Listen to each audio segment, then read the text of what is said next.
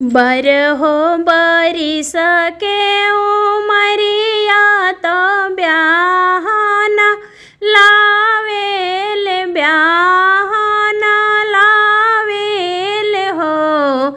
एललना घूंघटा उठाई सैया देखेले धनी बड़ी सुंदर हो। एललना घूंघटा उठाई पिया देखेले धनी बड़ा सुंदर हो। बरहो बरिस के उमरिया तो ब्याहना के लावेल ब्याहना लावेल हो। सैया घूंघटा उठाई जब देखेले धनी बड़ा सुंदर हो। ललना घूंघटा उठाई सैया देखेले धनी बड़ी सुंदर हो। जनी करिहा घर घरो हरिया तो जनी बर्तन मसीहा यार जनी बर्तन मसीहा नु हो। धनी जनी करिहा राम रसोइया चुनरिया धूमिला हुई हो। ए धनी जनी करिहा राम रसोइया चुनरिया धूमिला हुई हो। के ये करी है घर घरो हरिया तो के ये बर्तन मसीह है तो के ये बर्तन मसीह है नु हो। ये स्वामी के ये करी है राम रसोइया चुनरिया मोर चटक रही है हो। ये सैया के हो करी है राम रसोइया चुनरिया मोर चटक रही है हो। माई करी है घर घरो हरिया तो बहिनी बर्तना मसीह बहिनी बर्तना मसीह हो।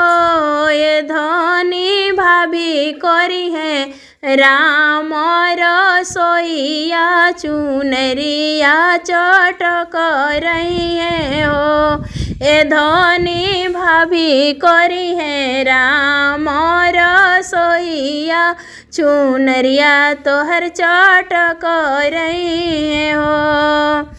मई तोहर बूढ़ा पोरनिया भैली दीदी सासु रहती न दीदी सासु रहती न हो। स्वामी भाभी तोहर अलग हो गईली तो के ये चुनरिया कैसे चटके रही है हो। स्वामी भाभी तोहर अलग हो गईली चुनरिया अब मालिना हुई है हो। अरे हम करब घर घरो हरिया हम ही बर्तन मसब हम ही बर्तन मसब नु हो। धनी हम करब राम रसोइया चुनरिया तोहर चटक रही है हो।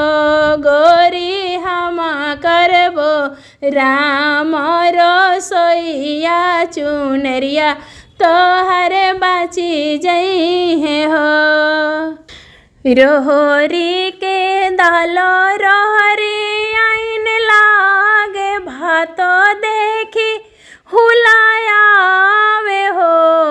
ललना मन करे खापाड़ा चबईती खाटाई खूबा खाईती नु।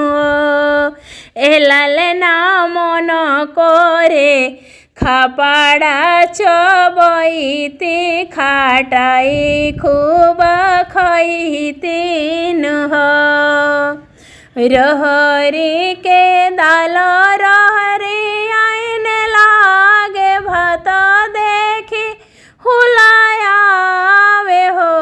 लेलेना मन करे खापाड़ा चबईती खाटाई खूब खईती खाटाई खूब खईती हो।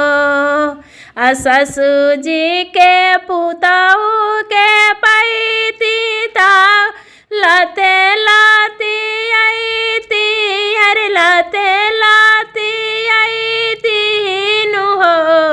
ए ललना बबरी पकड़ी के नचईती तो अकल सिखाई देती हो।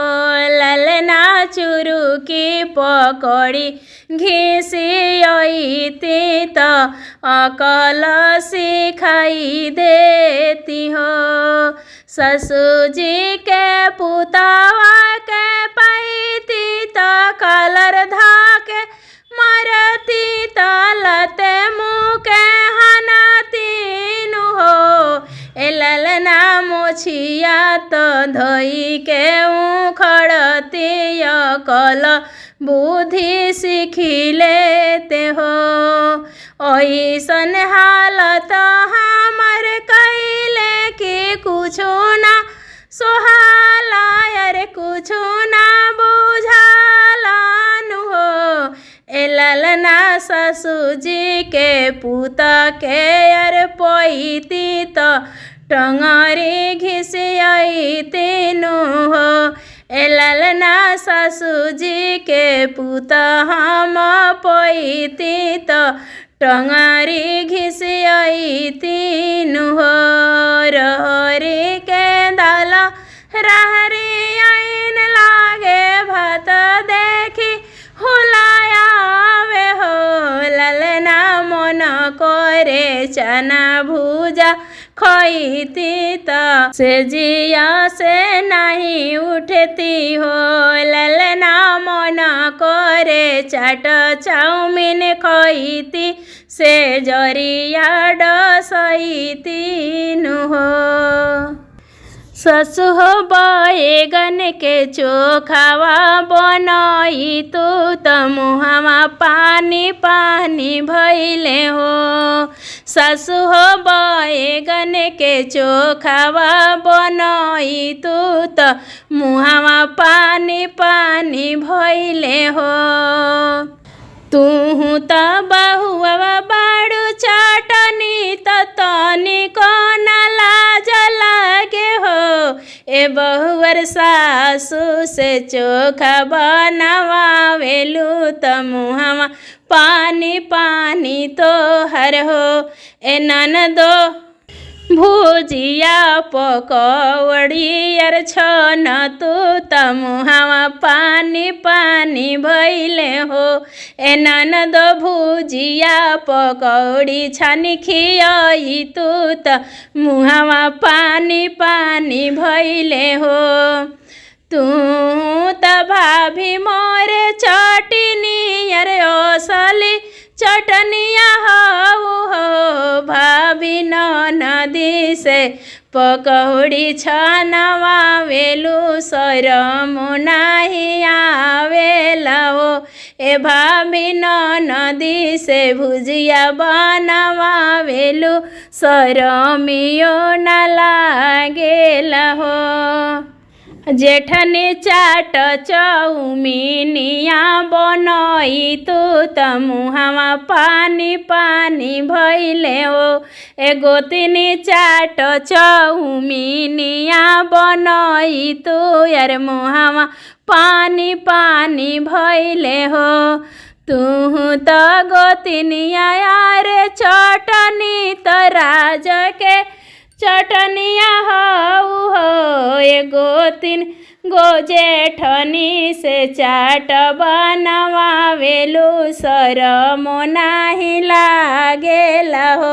ए गोतिनी जेठनी से चौमिन बनवावेलू यार लजियो ना लागेला हो।